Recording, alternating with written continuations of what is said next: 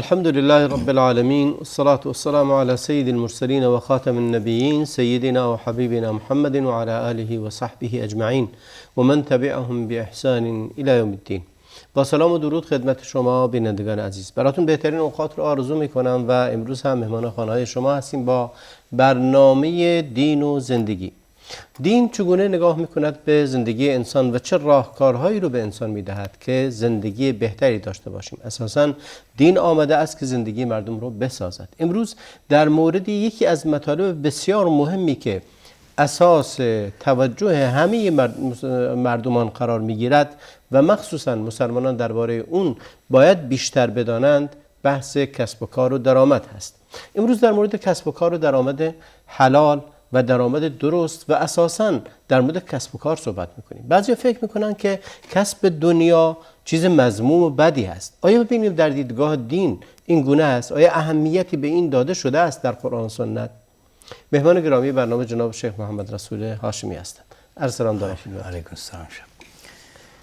بسم الله الرحمن الرحیم. منم خدمت شما زهرابی و خدمت تمامی بینندگان عزیز و ارجمند شبکه انشارجی عرض ادب و احترام دارم و در خدمت شما هستم. زنده باشید. اهمیت کسب و کار و تجارت یکی از مسائل مهمی هست. خود کسب و کار مسئله بسیار مهمی هست. درآمد بسیار مهمه. چیزی است که در وجود انسانی نیست که تمایل و میل به تملک نداشته باشه. همه دوست دارن که مالک خونه باشن، مالک ماشین باشن، مالک نمیدونم املاکی برای خودشون داشته باشن. این حب تملک و حس تملک در وجود انسان هست. اون وقت بعضی از موضوعات دینی هم هست که مذمت دنیا شده. در این وسط بعضیا فکر میکنن اگه انسانی رو دیدن که داره به شدت تلاش میکنه برای کسب دنیا، مذمت میکنن و به دیده شاید نوع نکوهش به اون نگاه میشه. آیا واقعا اسلام از ما خواسته است که کار نکنیم یا برعکس این هست؟ بله. اتفاقا اسلام در 1400 چندی سال پیش اهمیت این مسئله رو ذکر کرده که امروزه که علم این همه پیشرفت کرده، یعنی امروزه به اون رسیدن که تجارت شاهرگ زندگی است. بله. و امروزه تمام گرفتاریایی که دنیا با اون مواجه است همون گرفتن اون درآمدهای کشورهای دیگر است و مستولی شدن بر شاهرگ زندگی که همون نفت و حالا منابع دیگری که هست. اسلام کلاً یک دین اجتماعی است و دین زندگی است، دین جهاد و اجتهاد است. از مسلمان خواسته که اجتهاد بکنه، تلاش بکنه، تنبلی رو کنار بذاره و طوری باشه که با رهبانیت، با زهد و با این گونه مسائلی که باعث انزوا و انزوا طلبی و باعث فقر جامعه به سوی پرتگاه میشه مخالفت میکنه. اسلام هرگز اسلام تشویق به این کار نمیکنه. اسلام تشویق به تلاش میکنه، به کار میکنه و از مسلمان میخواد که همیشه این تلاشش رو داشته باشه، برای دنیاش کار بکنه و برای آخرتش هم کار بکنه. خداوند در سوره نور میفرماید رجال لا تلهیهم تجارت ولا بیع عن ذکر الله و اقام الصلاة. یعنی انسان تجارتش، کارش باید داشته باشه، ولی این کارش نباید او رو از امور دینی باز بداره. اول تلاش هست، اول کوشش هست. خداوند در قرآن کریم در سوره جمعه میفرماید که فاذا قضیت الصلاة فانتشروا فی الارض وابتغوا من فضل الله. یعنی تجارت رو، تلاش رو در یعنی مقارن کرده با اقامه نماز جمعه. یعنی اینقدر اسلام به تجارت، به کار، به تلاش اهمیت داده. پس مسلمان نقطه جالبی که این اشاره کردید این آیه که فرمود لا تلهیهم تجارت ولا بیع عن ذکر الله و اقام الصلاة. اصل رو قرار داده که تجارت و بیع و شرا و تلاش کردن برای به دست آوردن امکانات این دنیا امر مفروغ عنهی هست. به قول معروف یکی از اموری است که دیگه ثابت شده هست، جزو اساسیاتی است. هیچ عاقلی نیست که بگه این چیز بدیه، ولی نباید به جایی برسه که طلب برای به دست آوردن حالا ما یحتاج بذاریم، اسمشو کسب و کار بذاریم، اسمو تجارت بذاریم، مانع از ذکر خدا، مانع از اقامه نماز و شعائر دینی که بخش دیگری از نیازهای بشر هست رو غافل نشه ازش. بله میفرمایید. خب اینا که پس اینه که انسان اگر جوامع بشری، جوامع انسانی به مسئولیت‌های خود در برابر خانواده، در برابر اجتماع، در برابر کشور به صورت درست عمل بکنند، هیچ وقت یعنی کشور یا اون خانواده با گرفتاری‌ها، با مشکلات مواجه نخواهد شد. پس انسان وظیفه داره که تلاش بکنه و خداوند چون که گفتم میفرماند که فاذا قضیت الصلاة فانتشروا فی الارض وابتغوا من فضل الله واذکروا الله کثیرا لعلکم تفلحون. یعنی انسان همیشه حتی در تجارتش نباید ذکر خدا را فراموش بکنه. یعنی با ذکر خدا، با یاد خدا به دنبال تلاش، به دنبال کوشش باشه. در حدیثی ما داریم که رسول الله صلی الله علیه و سلم میفرمایند که اهمیت کار و تلاش، میگه اگر قیامت داره برپا میشه و در دست یکی از شما یک نهالی هست و میتونه قبل از برپا شدن قیامت این نهال رو بکاره، پس بکاره. نگاه کنید، این دلالت بر اهمیت تلاش و کوشش هست. یعنی شما هرگز دست از تلاش و کوشش در زندگی بر ندارید. یعنی گوشه‌گیر و کنارگیر نباش. یعنی به این که بگی خدا میرسونه، خدا میده، درسته خدا میده، ولی از تو حرکت، همین مثالی هست میگه از تو حرکت از خدا برکت. این انسان باید اول حرکت بکنه، تلاش بکنه تا اینکه خداوند برکت بندازه. وگرنه اگر شما تو خونه بشینید و هی دست بلند کنید خدا بده که خدا همینطوری بهت نمیده. باید انسان تلاش بکنه. فمشوا فی الارض، خداوند میگه فمشوا فی الارض، فمشوا فی مناکبها، فمشوا فی مناکبها و کلوا من رزقه و الیه النشور. پس انسان باید اول تلاش بکنه، بره به دنبال کار، نه اینکه تو بشینی کار بیاد دنبال تو. کار که نمیاد دنبال تو. شما باید به دنبال کار باشید، به دنبال تلاش باشید. و رسول الله در حدیث دیگر میفرمایند که لئن یأخذ احدکم حبله فیحتطب علی ظهره خیر له من ان یأتی رجلا فیسأله فیعطیه اعطاه او منعه. یعنی این دلالت بر این که انسان باید به دنبال کار، دنبال این اون نباشه که از این اون درخواست بکنی. میگه یکی از شما اگر هم بند خودش رو برداره بره و تو صحرا و کوه دمن به دنبال این باشه که همون هیزومی بیاره برای خودش و بفروشه، بهتر از اینه که بره از کسی سوال بکنه، از تاجری سوال بکنه که حالا بهش بده یا بهش نده. پس این دلالت بر اینه که انسان باید تلاش بکنه. حضرت عمر میگه مبادا کسی از شما بیکار بنشینه و از طلب و جستجوی روزی باز ایستد و آنگاه بگوید خداوند روزی هم ده. قطعا شما بدونید که از آسمان طلا و نقره نمیباره. پس تمام بزرگان دین از رسول الله گرفته، از صحابه گرفته، همه در تلاش و در کوشش، همه پیامبران کار داشتن. یعنی هیچ کس یعنی بیکار نبوده که سربار جامعه بشه، بلکه آموزه های دینی اینه که انسان مسلمان باید خودش به دنبال تلاش و به دنبال کار و به دنبال رزق و روزی باشه. پس این اهمیت و جایگاه تجارت و کسب حلاله که اسلام به اون اهمیت داده و از مسلمان خواسته و امروزه هم علم امروزی واقعا به این نتیجه رسیده که شاهرگ زندگی همون تجارت هستش. بله بسیار عالی.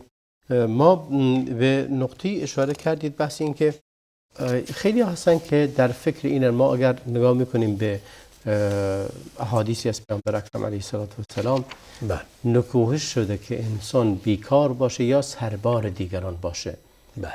و یا صحابه اومد خواست زمینی رو که داشت گفت که میخواد اینو وقف کنه لله، و از این صحبت ها پیامبر گفت که اگر فرزندانت رو، عیالت رو غنی بگذاری بعد خودت، غنی باشن بهتره برات تا اینکه فقیر باشند و یعنی سربار جامعه باشن.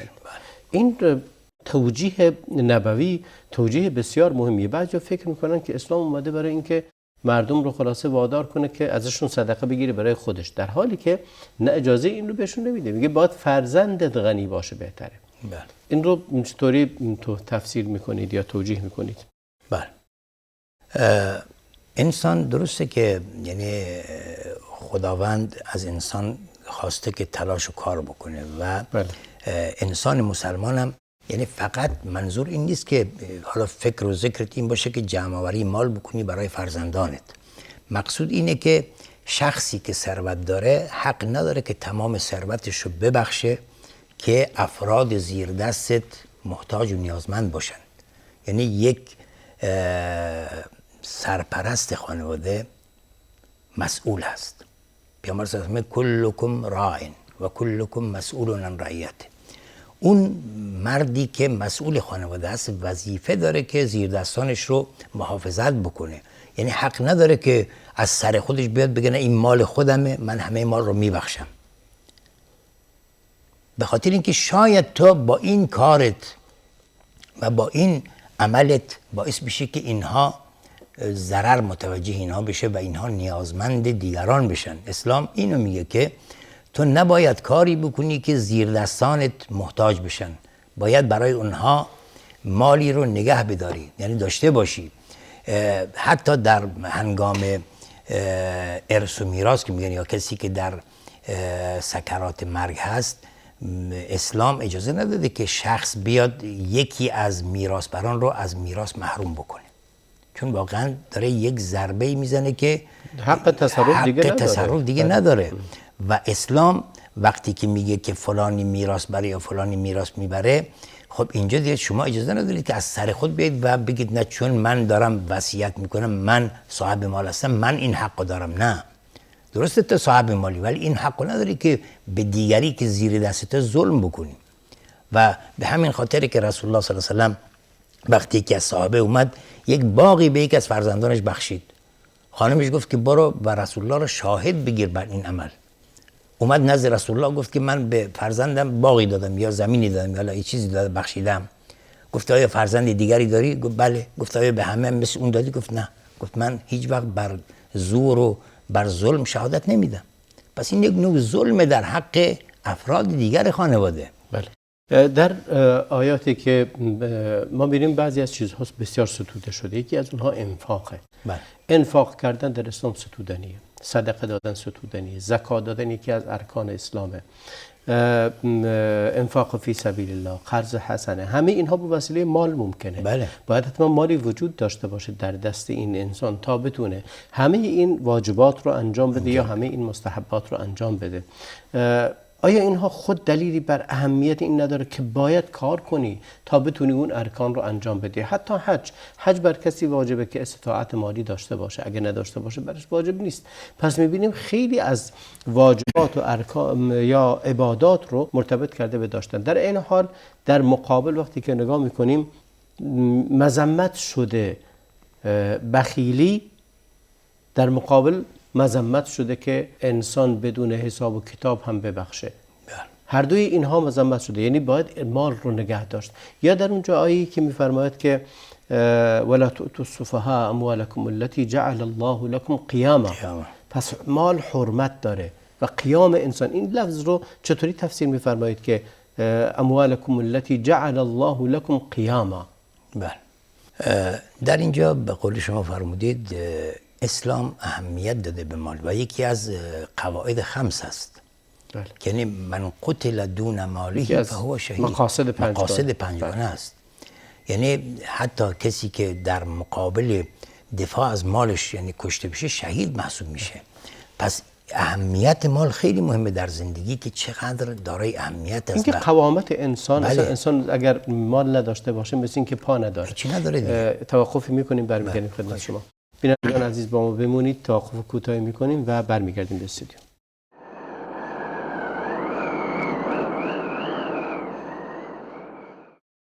با سلامی دوباره خدمت شما بینندگان عزیز. در بخش اول صحبتمون پرداختیم به اهمیت مال و اهمیت تجارت. در واقع اهمیت مال رو بیشتر صحبت کردیم و اینکه مال موضوع بسیار مهمی هست و اون آیه‌ای که فرمود ولا تؤتوا السفهاء اموالکم التي جعل الله لكم قیاما، همه اینها دلیل بر اهمیت داشتن مال، کسب مال دنیا هست. و خب انسان خود به خودی خودش هم حرص و طمع جمع مال رو داره. بله. چگونه بین این مجموعه از احادیث و آیاتی که بعضیا مذمت میکنه، بعضیا نکوهش میکنه، بعضیا تشویق میکنه جمع کنیم اینها رو؟ بله. مقصود اینجا اینه که انسان نباید حب دنیا، حب مال او رو از واجبات دینی باز بداره. شما نگاه کنید، قارون بسیار مال داشت. بله. وقتی که حضرت موسی رفت و گفت که خب این خداوند این همه مال به تو داده و باید حق اون رو ادا بکنی، قارون چی جواب داد؟ قال انما اوتیت علی علم عندی. میگه از علم و دانش خودم من اینو به دست آوردم، چرا من بدم پس؟ بله. خودداری کرد. چون از امر خدا خودداری کرد، فخسفنا به و بداره الارض. خداوند تمام اموالش رو در زمین فرو برد. اسلام وقتی که میگه ای مسلمان، تو داری تلاش میکنی، کار میکنی، درسته کار میکنی، ولی در ازای کاری که داری میکنی یک مقداری شما وظیفه داری که از نظر شرعی اینجا شما این مقدار رو پرداخت بکنی.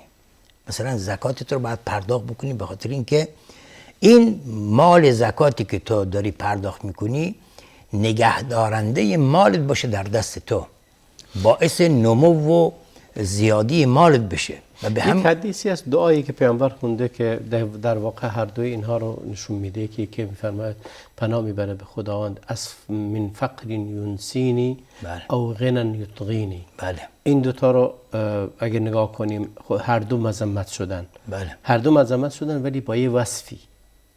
این رو توضیح بفرمایید. بله. یعنی انسان وقتی که رسول الله صلی الله علیه و آله دعا میفرمایند که ان الانسان لیطغى ان رآه استغنى، این اصلا طبیعت بشره. وقتی که دیالوگ کم کم ثروت زیاد شد طغیان میکنه. بله. وقتی که بله داره بی‌نیاز میشه دیگه، بی‌نیازی غنی شد، بی‌نیاز شد. به همین خاطر رسول میگه که پناه میبره به خدا از غنایی که باعث طغیان و سرکشی بشه. و فقری که انسان رو از یاد خدا باز بداره، ینسینی یعنی من رو فراموش بکنه. از یعنی ولا تکونوا کالذین نسوا الله فانساهم انفسهم.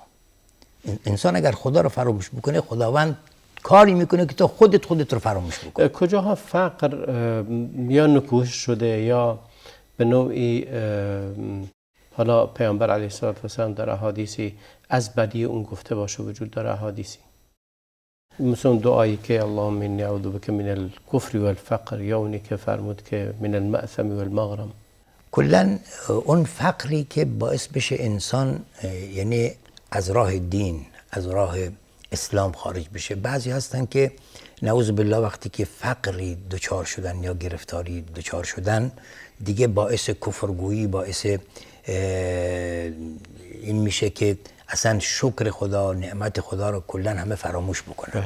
و فقط این که چرا من اینطوری شدم، اون نعمت هایی که خداوند بهش داده رو تمام فراموش میکنه و فقط این یک مسئله که حالا فقر مالی که داره رو فقط دنبالش میگیره. انسان نباید تمام نعمت های خدا رو و این تعدوا نعمت الله لا تحصوها. فقر تنها فقر پول نیست، فقر مالی نیست، فقر مالی نیست. انسان ممکنه خداوند به یکی یه چیزی داده، مثلا یک ثروتمندی مال زیادی داره، ولی شما نمیدونید که خداوند چی چیزایی رو از او گرفته و شمایی که مال خداوند از شما گرفته خداوند چی چیزایی به شما داده که اون نداده، به اون نداده. ولی به هر حال یکی از ابتلاعات بسیار بد فقره. همونطوری که در خود قرآن هم میفرماید نقص من الاموال والانفس. یعنی حتی نقص اموال رو قبل از نقص انفس میاره. به خاطر این است که فقر واقعا مضرت بار هست. فقر ضررهای زیادی داره. همونطوری که غنایی که سبب طغیان شود ضرر داره. بله. حتی در یک حدیثی هست که ولی شاید ضعیف هم باشه، میگه کاد الفقر ان یکون کفرا. یعنی بعضی وقتا حالا ممکنه در معنی درست باشه ولی در چیز، یعنی بعضی وقتا هست که واقعا فقر ممکنه انسان رو به کفر بکشونه. یعنی حدیث ما داریم که یبیع دینه بعرض من الدنیا یصبح الرجل مؤمنا و یمسی کافرا. میگه صبح مؤمنه، شب میشه کافر میشه. به خاطر چی؟ به خاطر یبیع دینه بعرض من الدنیا. برمیگردیم به مسئله اهمیت تجارت. حالا اهمیت کسب مال بود ولی اهمیت تجارت هم برمیگردیم. این قولی از ابو سلیمان دارانی هست، خیلی جالبه این قول. ابو سلیمان دارانی میگه عبادت در نزد ما آن نیست که شخص پیوسته نماز بخواند و دیگری غذای او را بدهد. یکی بشینه یه گوشه خلاصه بگه من عابد و زاهدم و همونطوری که در زمان حضرت عمر 2 نفری هم همین کارو کردن.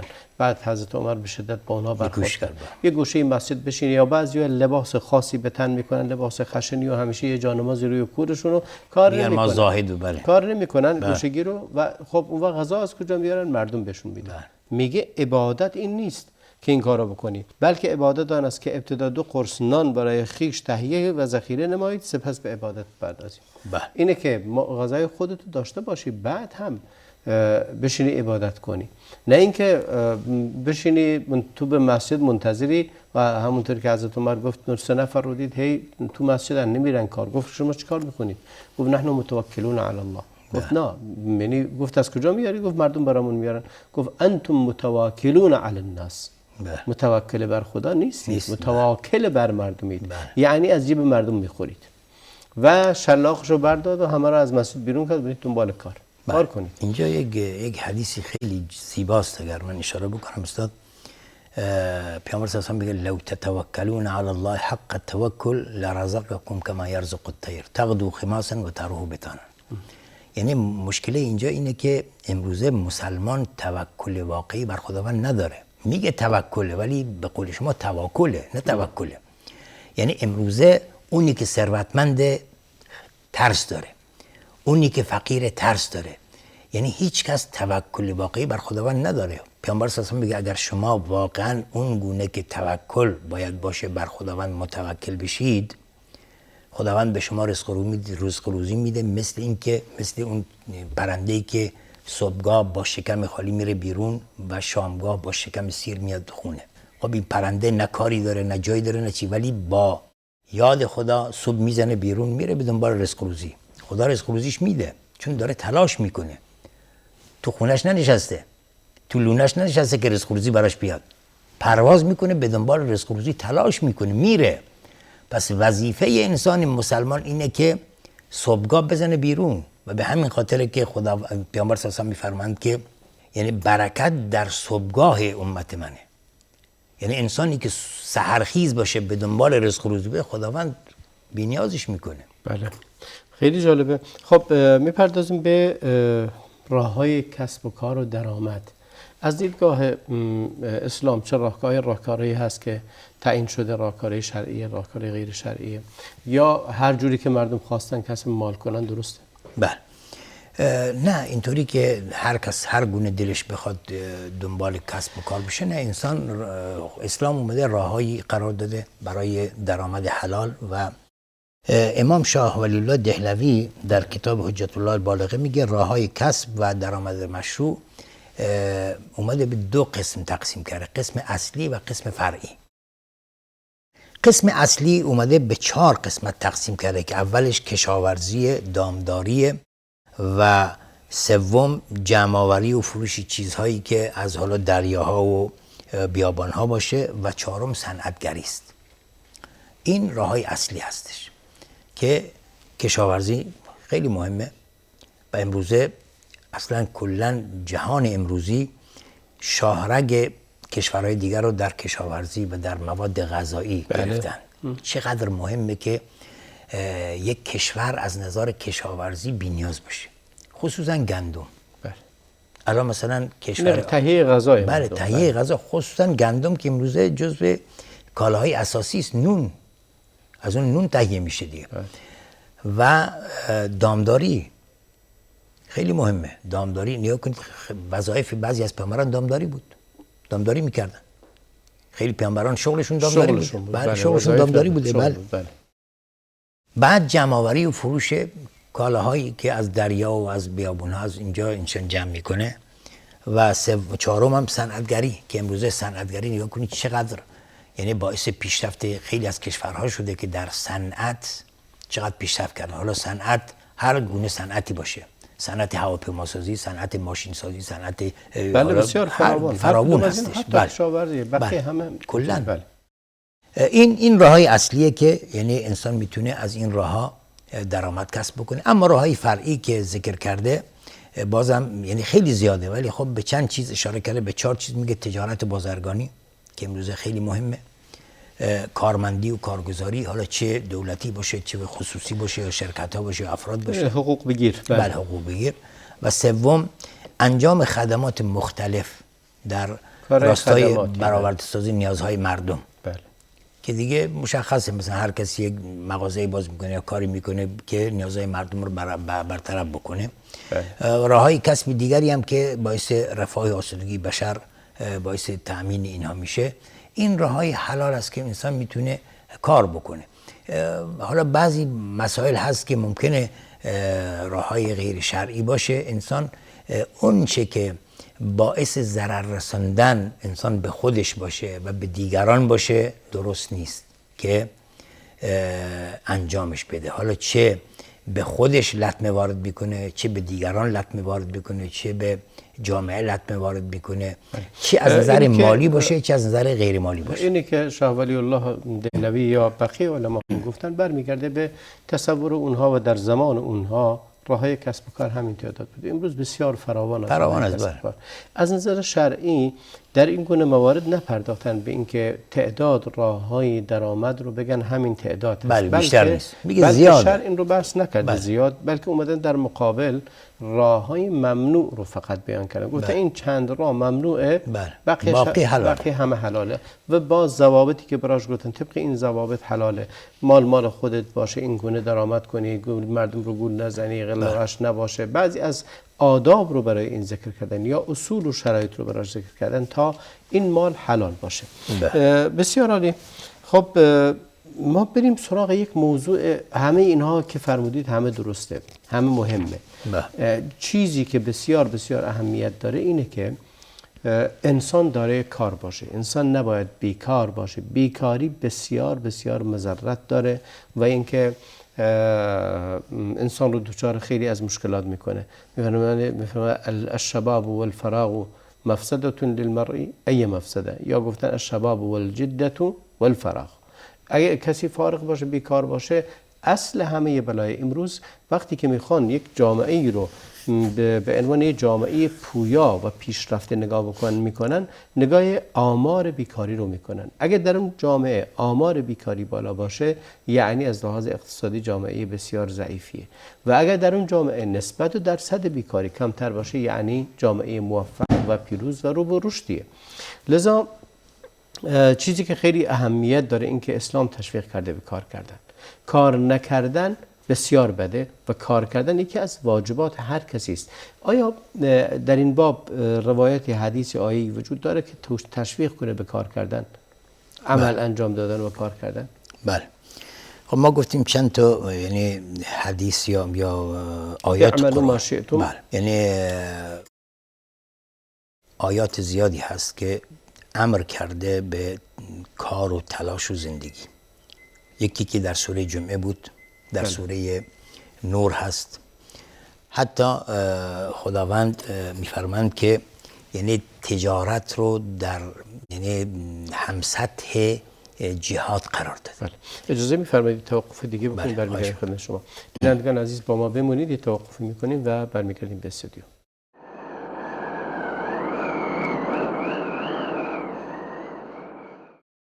با سلامی دوباره خدمت شما بینندگان عزیز.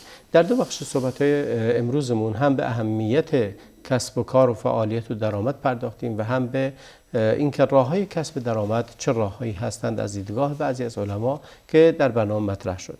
امروز می‌خوایم به اهمیت کار و اهمیت تجارت بپردازیم. بله می‌فرمایید در بحث اهمیت کار کردن. بله. یا شاید مذمت بیکاری. بله. در سوره مزمل خداوند میفرماند که یعنی تجارت و کار رو در سطح جهاد قرار داده.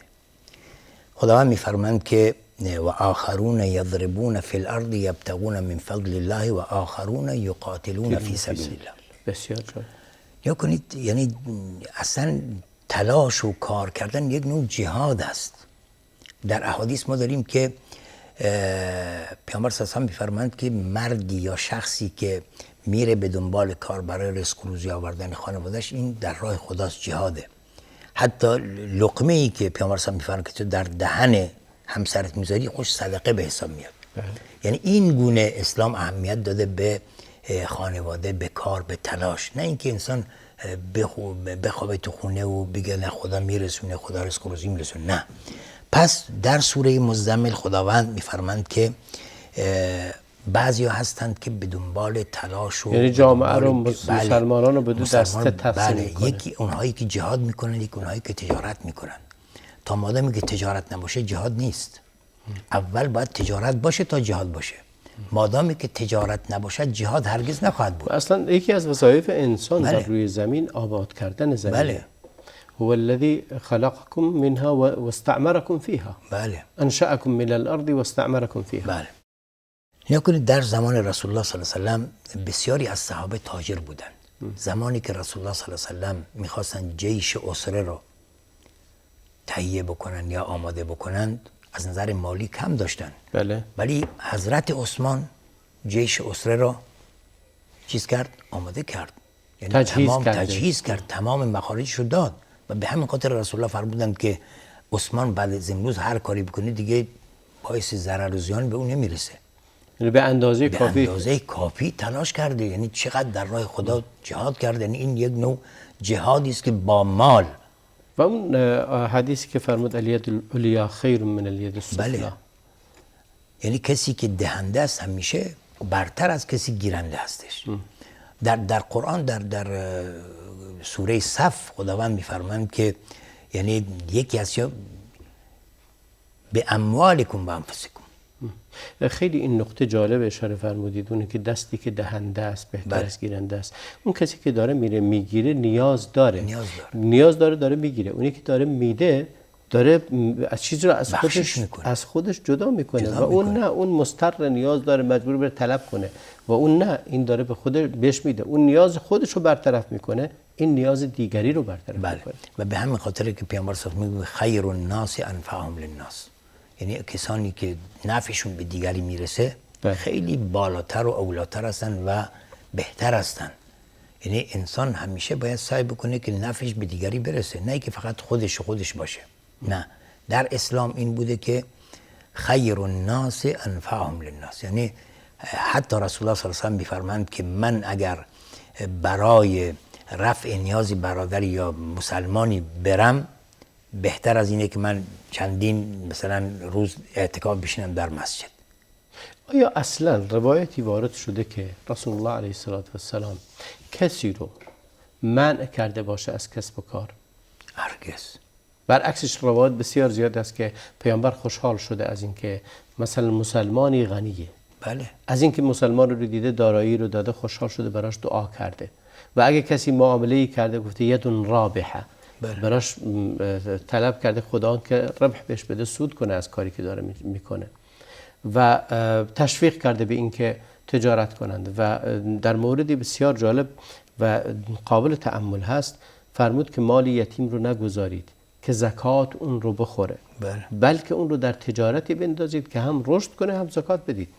و این دلیل بر اینه که تجارت ستودنیه، یعنی اصلا معنیش این نیست که باید حتما تو کار باشید. و اون کسانی که یکنزون الذهب والفضه، این آیه رو هم میشه در این باب گنجاند که کسی که مالی رو بلاکه کنه، تبدیل کنه به طلا و جواهر، بلاکه کنه، نگه داره، فرمود این میشه آتش جهنم براش. باید این رو توی کار بندازه، هم مردم هم مال رشد میکنه، هم مردم اشتغال زایی میشه براشون. بله، شما نگاه کنید اگر کسی حالا تاجر یا ثروتمندی بیاد مالش رو همه به قرآن توی بانک بذاره و بلاکه کنه برای فقط ربا بگیره یا اینکه بگه بده به طلا و نقره در خونه بذاره، این مال اولا که رشد که نمیکنه هیچ از بینم میره. خداوند میگه یمحق الله الربا و یربی الصدقات. نگاه کنید اصلا عجیبه، یعنی امر خدا، کسی که میخواد با امر خدا مخالفت بکنه، شما ممکنه در ظاهر بگید که من مثلا این پولو گذاشتم تو بانک مثلا 20% یا 30% یا هر چیلا یا 5% یا 10% داره فایده میده، مثلا من اینجا برنده هستم. نه، این برندگی بهش نمیگن، یا این بازندگی است. یعنی شما بازنده این مال هستید. برنده کی هستید؟ برنده زمانی هستید که شما این مالتون رو در بازار بیارید، در تجارت بیارید، هم مال شما رشد میکنه، هم افراد دیگری از کنار این مال استفاده میبرند، اشتغال زایی میشه و اقتصاد شکوفا میشه. چرا امروزه بسیاری از کشورها از نظر اقتصادی ضعیف میشن یا خرد میشن؟ به خاطر همینه که کلن روی به چی آوردن؟ اموال ربوی و رباخواری. خب رباخواری درسته که ممکنه در ظاهر سودی داشته باشه، ولی نه، در ظاهر یعنی در باطن سودی نداره، در باطن یعنی از داخل داره میخوره. بله. یه مرتبه نمایان میشه که خلاص دیگه وقتی که از داخل کلا مثل سرطانه. مثلا یک مریض شکلش خوبه زیباست ولی وقتی میره دکتر نگاه میکنه بگه نه بابا این سرطان زده کل بدنش خراب کرده، خلاص اصلا دیگه خلاص نابود میشه، یا یک ماه دیگه 2 ماه دیگه یا 1 سال دیگه خلاص نابودیش خلاصه میمیره. اقتصاد هم همین گونه است. اقتصادی که از داخل مثل خوره به جونش افتاده، خب این رباست. ربا مثل اینه که از داخل خوره به جونش افتاده و موریانه داره میخوره اونو. به یه مرتبه رو میشه که دیگه خلاص دیگه نمیشه، راه چاره ای نیست دیگه. پس اسلام اومده میگه و یرب صدقات. پیامبر صلی الله علیه و آله میگه ما نقصت صدقه من مال، یعنی تو وقتی صدقه میدی این از مالت نقص نشده، کم نشده، بلکه خداوند او رو نمو میده. به همین خاطر میگه زکات یعنی چی؟ زکات یعنی نمو، رشد. اگر ما بعد معنویش رو ازش بگیریم، آیا واقعا در عمل این کسی که داره زکات میده مالش زیادتر میشه؟ 100%. حالا من اینجا براتون یه مثال میزنم استاد.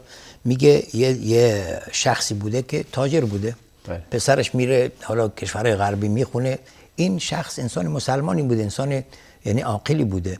ماهانه مثلا حالا تجارت داشته، مثلا وسایل الکترونیکی رو می‌فروشه، مثلا ماهانه مثلا 1 ماه میشه مثلا یخچالی کلی چیزی میداده به فقیر و فقرا.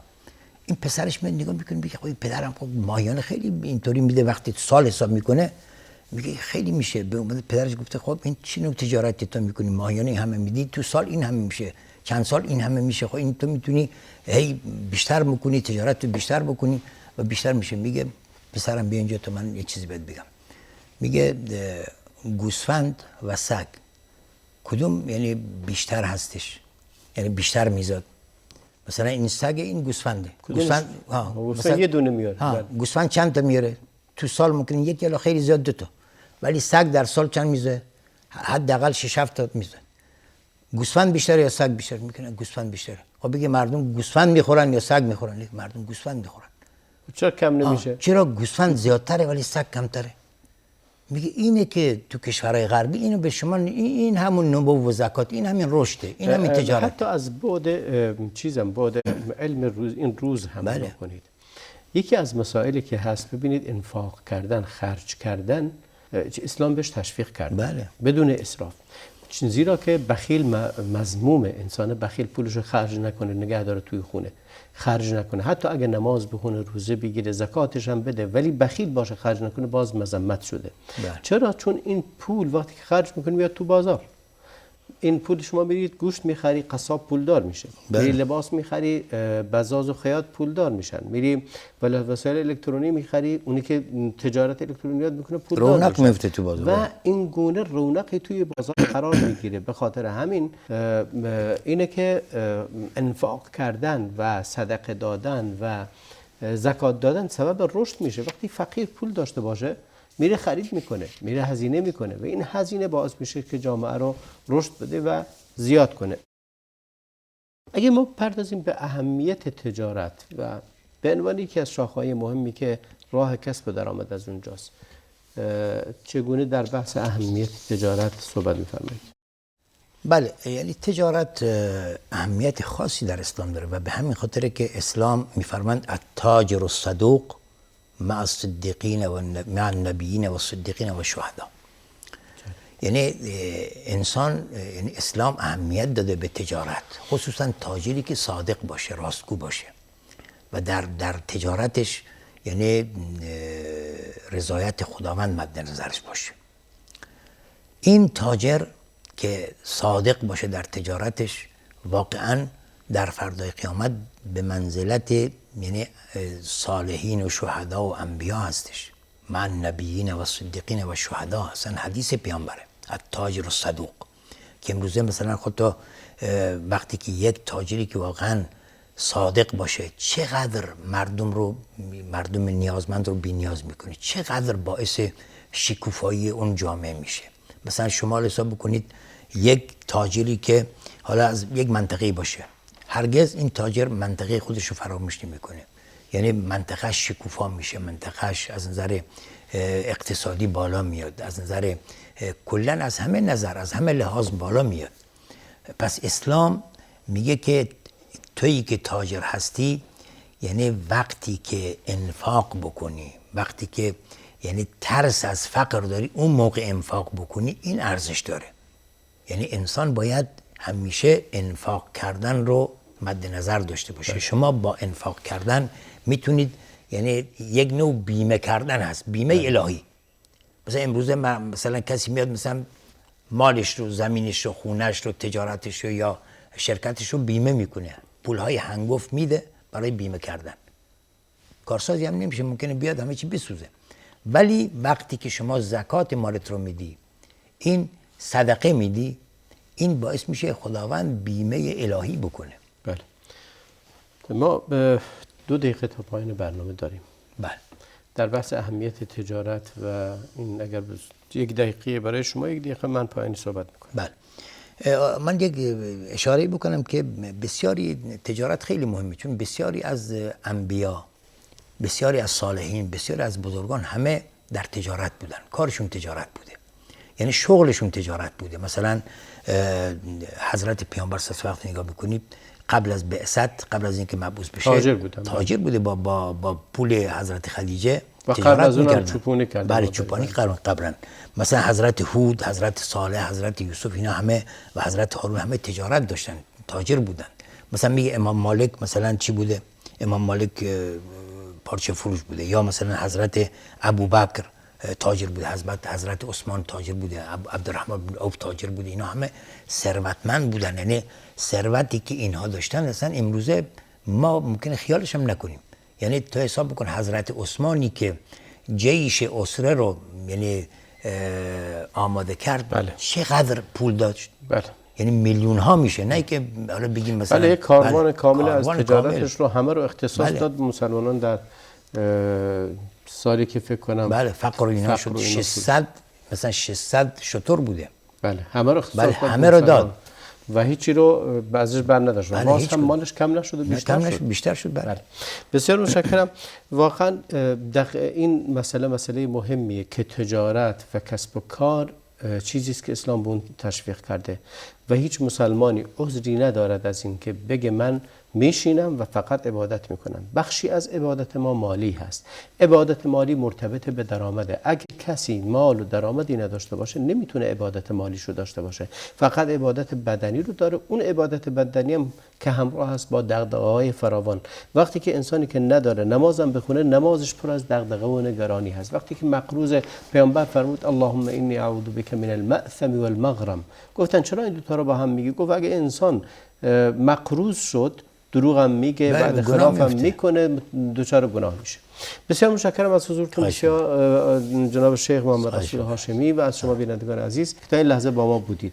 تا برنامه دیگر و فرصتی دیگر همه شما عزیزان به خدای بزرگ میسپارم و صلی الله و بارک علی نبینا محمد و علی آله و صحبه اجمعین.